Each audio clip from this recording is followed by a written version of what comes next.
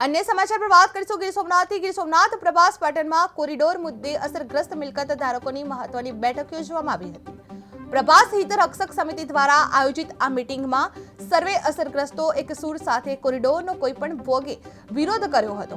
સમિતિએ તંત્ર પર એકતા તોડવાના આક્ષેપો કર્યા હતા તેમજ પારદર્શક પ્રક્રિયા અને સમિતિને વિશ્વાસમાં લઈ નિર્ણય લેવા અનુરોધ કરવામાં આવ્યો હતો। વળતર ચૂકવણીમાં બેવડા ધોરણ અપનાવવાના મુદ્દે પણ તંત્ર સામે ગંભીર પ્રશ્નો ઉઠાવવામાં આવી રહ્યા છે। જે આ બેઠકમાં એકતા જાળવી રાખવાનો સંકલ્પ લઈ આગળની લડત માટે સહમતિ વ્યક્ત કરવામાં આવી હતી। જે સોમનાથમાં કોરિડોર મુદ્દે બેઠક યોજવામાં આવી હતી જેમાં અસરગ્રસ્તોને એક સૂર કરવામાં આવ્યા હતા। જે કોરિડોર મંજૂર નહીં કરવામાં આવે તે વળતર ચૂકવણીમાં બેવડા ધોરણનો આક્ષેપ કરવામાં આવ્યો હતો। જે પારદર્શક પ્રક્રિયા માટે સમિતિનો અનુરોધ જોવા મળ્યો હતો।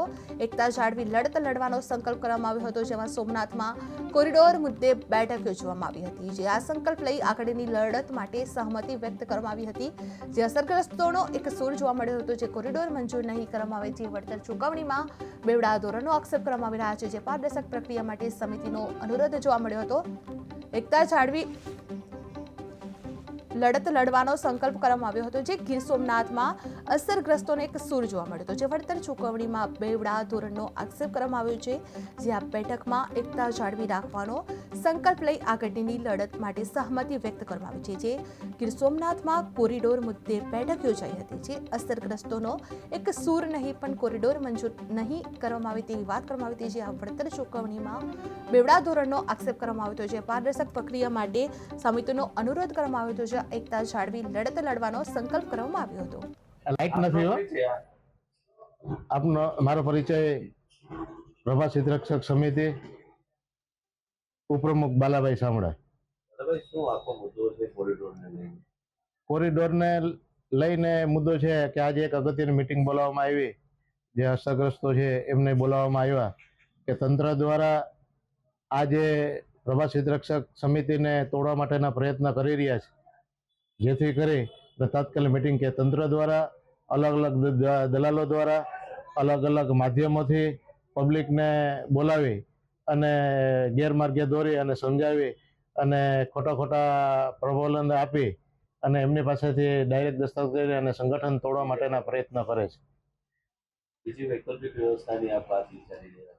વૈકલ્પિક વ્યવસ્થાની વાત એવી છે ગુડલક સર્કલની સામે તંત્રને અગાઉ અમે જાણ કરી હતી રીતે કે આ રસ્તો છે એ રસ્તાએથી આપનો જે ધ્યેય છે પૂર્ણ ન થઈ શકે। જેથી કરીને સમિતિને સાથે રાખે ગામના આગેવાનો સાથે રાખી ને અમે એક સૂચન કર્યું હતું કે ગુડલક સર્કલની સામેની સાઈડની અંદર જે જગ્યાઓ પડી છે એ જગ્યાઓ છે આ લોકોને ત્યાં વિસ્થાપિત કરી અને એમને વિકલ્પ જગ્યાઓ આપી અને તમારે આ કાર્ય આગળ વધવું જોઈએ તો અમે બધા અમે સાથ અને સહકાર રહીએ છીએ।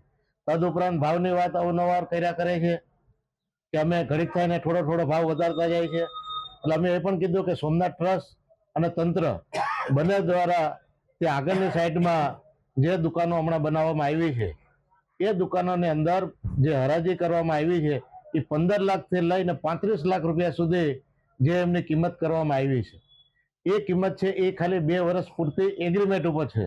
તો જો એમનો એટલો બધો ભાવ થતો હોય તો આજે અમારા ગજના કમસે કમ 1.5 થી 2 લાખ રૂપિયા જેવું થાય છે।